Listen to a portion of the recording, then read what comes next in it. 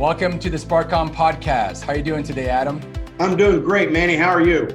Things are going very well. I want to talk about something that's near and dear to my heart. Having grown up in rural Arizona, in Douglas, and partially in northern Mexico, vehicles were a big deal in my childhood. I was driving a tractor when I was 9 years old, 10 years old, and I got my first car the day I turned 16. I was there at the license at the DMV getting my license, and I was very excited.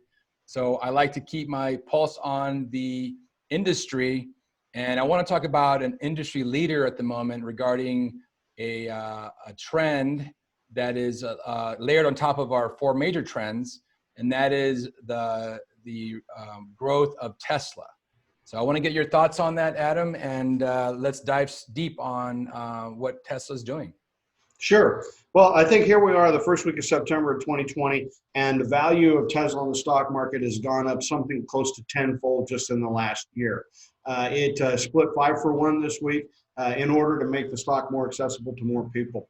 A lot of folks are questioning whether or not that valuation is appropriate because today Tesla is worth as much as GM, Ford, Mercedes, Honda, Toyota, Porsche, the whole rest of the auto industry combined.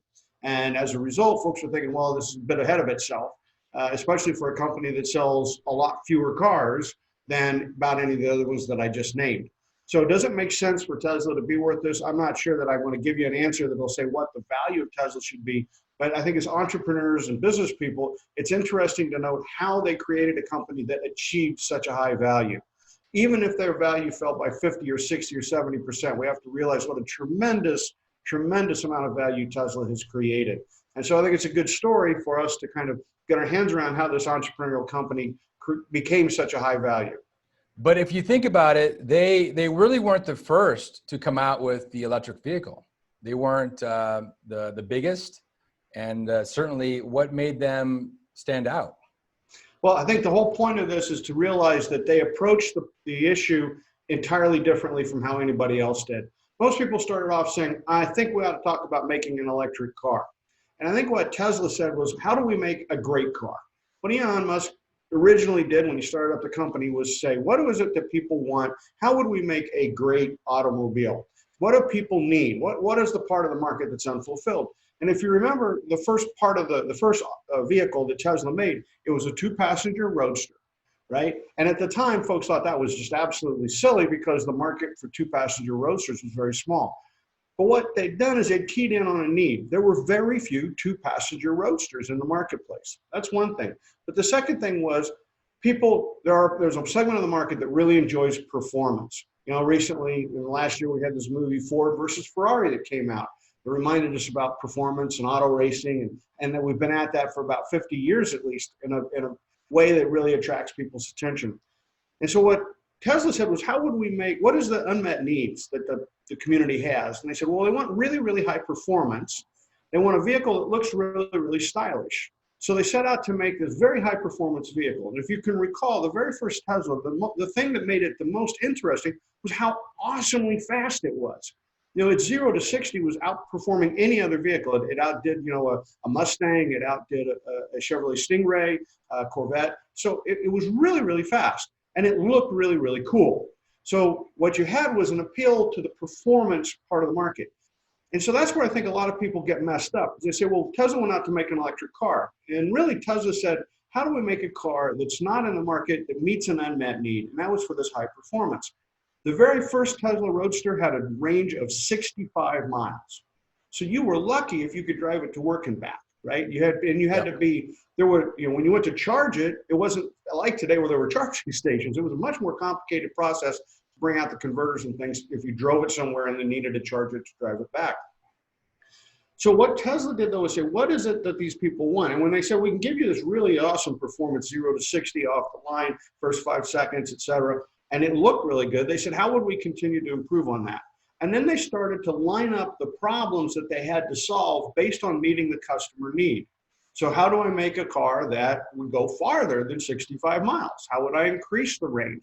So it goes from 65 to 80, and then it goes from 80 to 100 and 120.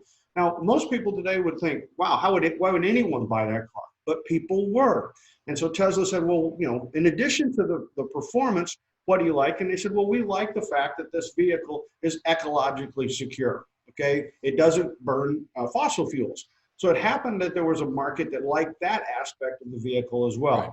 And so it was listening to the customers that pulled Tesla forward in the market. And they started to address the problems. The first problem, how do we make a fast, good looking car? Second problem, how do we increase the range of that car? Then they started coming out with their own charging stations, right? You could put the charging station up at work. You could put the charging station up in your home. You could wherever you wanted to have a charging station. So they started not thinking of how do I sell cars, but thinking what was the customer need and how do I go through solving those need problems. And that's why they were much more successful than anybody else. Just a quick reference, in 2009, I wrote an article indicating why I thought Tesla was going to be a tremendously successful company. And I said that there was no traditional auto company that would catch them. And at the time, there was this fellow named Bob Lutz, who was considered this just awesome auto guy. He was in his late 60s. And he'd worked for all the auto companies, and he was sort of a god in the industry. He actually, I wrote the column for Forbes magazine. He actually wrote Forbes and published a column saying that I was an idiot. That the only way I could say that Tesla would be successful was because I didn't know anything about the car industry. And he said, Tesla doesn't know anything about the car industry, and they're going to run into all these hurdles. They're going to run into problems with, the OSHA, not OSHA. They're going to run into problems with the people that give a security. Department of Transportation, DOT. Yeah. The National Highway Transportation Safety Association. They're going to run into all these problems. He said they've never scaled the car. When they have to produce a vehicle at scale, they'll run into problems, that they'll never solve the range issue. And he lists all the reasons that an electric car is just a really dumb idea, and that being excited about Tesla was a really, really dumb idea. And he published his column in 2009 as well. And you can go find both of them on Forbes today. And the difference was that he looked at it from the auto industry point of view. What Bob Lutz said was, well, first of all, if we can't make 100,000 cars, we can't make any money. So his first thing is, what do I have to do to fill up my factory? He's not thinking about the customer. Well, maybe there's a market over here that we could service. He's just saying, hey, people are going to buy cars. Every year they're going to buy a certain number of cars, a certain number of million cars. We got to make cars. Not thinking, and he's thinking, how do I make a car at a certain price? He's got all these industry norms he's working with, rather than saying, what is the unmet need out in the marketplace? Right. I would argue that the way that Tesla, Elon Musk, and his team approached the problem, very much layered on what you just said there, is in a manner that was not traditional automotive. I lived in Detroit myself, outside of Detroit, and I worked in the auto industry for a while. And if you remember, the first Tesla, the Roadster, was actually a Lotus Esprit that was gutted out of the fossil fuel driven engine, and they dropped in the batteries and all that, and they did a couple other things to it. And I remember when it first came out, it was kind of an anomaly for, what is this kind of like this overbuilt golf cart that costs a whole boatload of money? Who's ever going to buy it? And again, those people that were saying those things were traditional automotive. And traditional automotive, and I want to get your take on this specifically, because it's something we talk about quite a bit, which is this sort of locked in mentality, right? They're defending and extending what they've got. So let's talk about that a bit. How did the not just Bob Lutz, but the rest of the auto industry look at Tesla initially, and how have you seen them respond? Well, you got to remember that back in the 1950s, there was a 50s and 60s, there was a tremendous lawsuit, an antitrust lawsuit against General Motors. And that was resolved. And when they resolved it through negotiation with the government and some big corporations, including DuPont was part of that, and they said, okay, we're going to let the industry roll forward. Part of the solution to that was who were the dealers. And they made General Motors and then all the rest of the auto industry agree that they would not sell direct. And they set up dealerships. And so now, effectively, they set up dealerships in a way that you couldn't lose money if you were an auto dealer. Literally, if you couldn't lose money, you couldn't go out of business. So what happened was the auto industry started listening to the dealer. Instead of actually listening to the customer, they would listen to the dealer. And so the dealer doesn't have the same needs actually as the end user does, right? So Right. so they're going to interpret what they hear and they're going to say, well, what do we want? Well, we want a more expensive car because more expensive cars give us more margin, right? We want bigger cars. We want glitzier cars because we find those to be easier to sell. Another thing you got to remember is we make money as a dealer on service. So we like the idea that somebody comes in and gets oil changes, and somebody comes in and gets their transmission tuned up, and they have to get their spark plugs changed, and all these different things that are a big part of a fossil fuel car. Now, they're not as prevalent today as they were back in the 60s, 70s, and 80s, but it was the maintenance issue. And so the dealer made money on service. The electric car has virtually no service, right? You don't have a transmission like you have in a car. You don't have to change the spark plugs because there aren't any spark plugs. It's just the maintenance goes away. From a dealer perspective, an electric car is horrible. And that's one of the problems that the auto industry had. It listened to its distribution. It listened to itself. So they're talking to dealers, and dealers are saying, well, we don't want to sell electric cars. Instead of going through that, going past that, saying, look, times are changing, got to move ahead. And what we'll maybe do is need a new distribution channel so that we could go sell the electric cars in a new distribution channel. They listened in and they said, it's a non-starter. There aren't going to be any dealers that want to sell these electric cars. If dealers don't want to sell the electric cars, this will never go anywhere.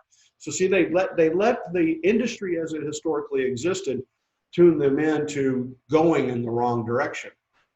Now, a little sideline story about this. You ever remember the movie named Roger and Me? Yeah. It was Michael Moore. I launched this guy, Michael Moore, who I don't know how many of our listeners are going to be familiar with Michael Moore, but his first foray into filmmaking that made him famous was the movie Roger and Me, about how Roger Smith, the chairman of General Motors, had changed the corporation and it had ruined Flint, Michigan, which was Roger Moore's hometown. So Roger Smith was the chairman, by the way, of General Motors at the time. But what a lot of people don't realize is that Roger Smith was a tremendous visionary. Taking over the company in 1981, he looked out and he said, well, I don't think the future of the auto industry is quite what people think. And, he bought EDS, the big computer services company created by Ross Perot. We've forgotten about that, but he bought EDS, his computer services company. Why? Because he saw computers being important in the operating of his company, and he knew that computers are going to be more important in automobiles. He bought Hughes Electronics. Why? Well, because electronics in the cockpit of an airplane were very important. It was profitable. He knew air business was going to grow, and he saw how that would migrate towards automobiles. So Roger Smith was very forward thinking. And in fact, when he sat down and he said, I can't get the people at GM, I can't get the people in Oldsmobile and Pontiac and Buick and Chevrolet to pay attention to a lot of these ideas I have, he created a new company called Saturn. And he set it out and he said, you're going to be a greenfield operation. You got your own people. You don't have to report to any of the existing divisions. Go create a new car company. And Saturn was visionary, and it had dealers that were unlike dealers anywhere else, right? The Saturn, people loved their Saturn cars. It was the first time they could go to a dealer, and he said, that car is $16,400. And they say, okay, I guess I got to negotiate for the next 4 hours. And I go, no, it's $16,400. It's a set price, And their service was much easier, and they really geared Saturn to the customer's need. And they created a new distribution system. So it wasn't unheard of that you could think about creating a new distribution system because they had done it at General Motors with Saturn. But Bob Lutz, by 2009, 2010, what's happened now is that they've actually sold off at GM. They've sold off the EDS, they've sold off Hughes, and they've shut down Saturn, even though it was profitable. And they've gone back to the old way of thinking rather than saying, hey, wait a minute.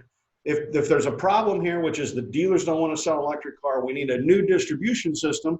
Remember what I always say about you got to have the right value delivery system. We need a new value delivery system. They said, whoa, wait a minute, that's too hard. So I'm just going to go back to my dealers and I'm going to slow walk any idea of an electric car. Well, that's why, again, we at the start of this show, we talked about the value of Tesla being so great compared to the other ones.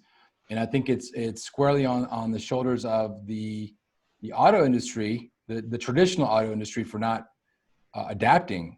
Right. And one of the things that Tesla's done very well from the beginning, from what you said, looking at a high performance vehicle to then extending the range and adding all the other features, to then the Model S, which was obviously their flagship product, and they spent a lot of time on it.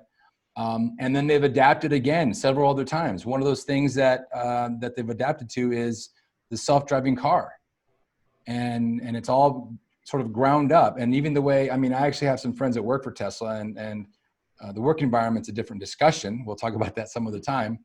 But nonetheless, they are a paragon in the industry, and you would think that Ford, GM, Toyota, Mercedes would be worried. And what you see, if you look online or look to see what the others are producing, they're producing little Mickey Mouse cars that are not sleek. They're not true competitors to Tesla. They're more like boxy little $20,000 cars that are electric that don't hold a candle. Now you've got other people like Fisker and Lucid Motors and others that are trying to go after the same space. But just imagine what would happen if GM were to really, really sink their teeth in and be adaptable and say, this is what we're going to do. And again, though, we got to go back and think about moving beyond the car, because what happened in Tesla was, as they thought about, well, I've got to solve the range issue. Part of that was, well, let's make better batteries. And they invested heavily in battery development and battery production, opening a giant facility in Reno, Nevada. They really went hard at developing a whole new technology. We don't see that happening inside of General Motors or Ford or Porsche or BMW. We don't see that kind of behavior. They keep investing in the technology they know, rather than saying, okay, we should go invest billions of dollars in battery technology. The second thing is an infrastructure was built to deliver gasoline, right? That happened as the car developed, the infrastructure for gasoline distribution developed. They sat down and said, well, okay, these cars have to be charged. Tesla made the investment to go out and put charging stations in parking lots at shopping malls and create a network of charging stations around the country, around the United States, so that they could say, well, okay, we've invested in batteries, now we're investing in charging stations. What? To solve the customer problem. Those weren't making better cars. That's investing in different technology, a side technology, and expanding the value delivery system to include the charging stations. And then they sit there and say, well, wait a minute, if our real issue is that we have to have electricity to people and we want to keep driving home the low cost use of this car, perhaps we should help people make their own electricity. And you see them go buy Solar City, and they fold in Solar City so that now you could work with Tesla and Solar City, and you could put electric panels on your roof. You could put electric shingles on your roof.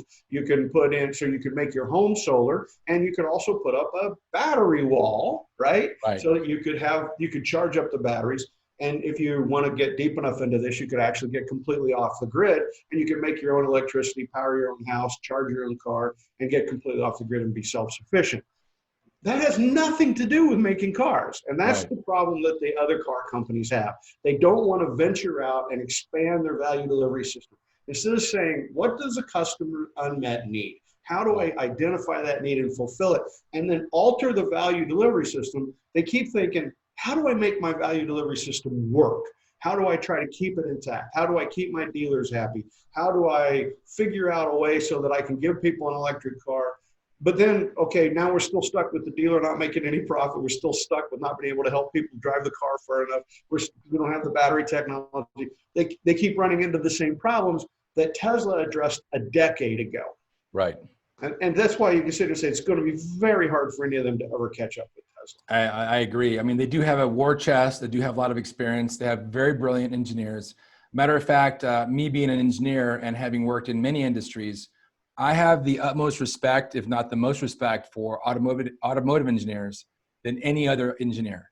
For what they do, for the amount of money that's paid for cars, is remarkable. And even though we complain about quality or we complain about reliability, it is crazy how reliable cars are these days. So I want to talk about how Tesla in particular, and I want you to discuss the 4 big trends we talk about. So for those that are new to the conversation, let's start there, talk about the 4 trends. And let's layer on top of that what Tesla's doing to meet those trends. Well, okay, that's where you get into the asynchronous, that's where you get into the automated car, the self-driving car, right? Yep. So what we're moving toward is a world that's much more mobile, right? It's a world in which we want to behave asynchronously.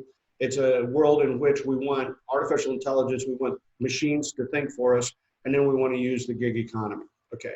And so far you see Tesla has moved the ball forward, solving problems in the traditional way. But as you go, where do you want to go? Well, do I want to go drive a car? Maybe you do, Manny. And I guess there's times I do. I enjoy driving a car. But by and large, I want to get from A to B. That's where the autonomous car comes in. It lets me get from A to B so that I can operate asynchronously. I could have the car taking me from A to B while I'm doing something else, while I'm surfing the web, while I'm making a telephone call, while I'm preparing a presentation, or whatever I need to do. So the autonomous car allows us to behave asynchronously. It improves our mobility, all right, because now we can have the vehicle take us while we're doing something else that's asynchronous. And the cars are getting smarter. So now I can, today we feel very confident picking up our phone and saying, hey, dial Manny, and the phone knows what to do. Or, I want to reorder, especially if I have an Alexa speaker better than this tool, but I would like to reorder some more chewing gum. Whatever it is that I want to do, we are now getting used to our devices and the tools around us having intelligence. That's what we're seeing happen with the autonomous car. It's going to get smarter. You'll step in the car and say, just like you would say to your phone today, navigate to the Wynn Hotel and Casino. We could say, take me to the Wynn Hotel and Casino. Right, exactly. And it goes there. So now you've got a platform. So Tesla has now created this platform, which involves the car, the charging stations, the battery technology, all these bits that allow you to say, oh, okay, I can now embed into it all these different pieces. And as far as the gig economy, it's going to allow us, if we have to have, say, an operator in the car, we could get to where in the future, your Lyft driver may do little more than sit there, eyes on the road, making sure nothing bad happens. But it allows us as gig workers to be more mobile and more intelligent in terms of how we can service our customers. What's interesting about what Tesla's done in a very, very interesting way is they've kind of gone after the true value of transportation, getting from point A to point B. If you look at the big three in particular, and to a lesser degree the other ones, other folks in the auto world, they used to sell, and they still sell the romance, the spirit, the beauty of the car. And if you look at any GM commercial, like a rock, remember those pickup commercials? They're selling this feeling that you get by driving a vehicle, and which is very commendable. Again, me being a car guy, I enjoy that. But as a whole giant population that is less interested in that. And we talk about buying habits, and we can go on and on and on about the auto industry, and why I believe that GM made some very bad decisions and continues to do so, and why other companies like BMW and Mercedes have had very stable growth over a long time, and where GM's gone up and down. But Tesla's gone in and really shot the heart of some of these those romantic feelings with cars. And in a matter, have you been in a Tesla? They're beautiful cars. They're well made, and they're pretty amazing vehicles. Well, let's go back and think about how these sorts of platforms develop. When you first had automobiles, you had to be what we called a shade tree mechanic. You had to be able to do a certain amount of tinkering on a Model A or the early vehicles. It was impossible to operate them if you couldn't. Then we evolved to where you became, a bit more what we call the gearhead. Do you have the ability? And Manny, you probably remember that there was a time when you bought a car, you opened the hood and you looked to see what was under the hood. Where's it? That's gone. Today, working on a modern automobile is not something that anybody can do without a significant amount of training. And so it has evolved. So what does that mean? We've become operators now. Now we're not excited about, is that a V8 with a Hemi, or all those kinds of terms that were so important to people in an earlier era goes away. And now we become users. Now, take that parallel with the computer business. Manny, do you remember when we used to compare computers by comparing what was the processor? Yeah, exactly. Was it made by Yeah, Intel or not? You know, was it a 300? What was the megahertz on the processor? How many RAM could we get Right. into it?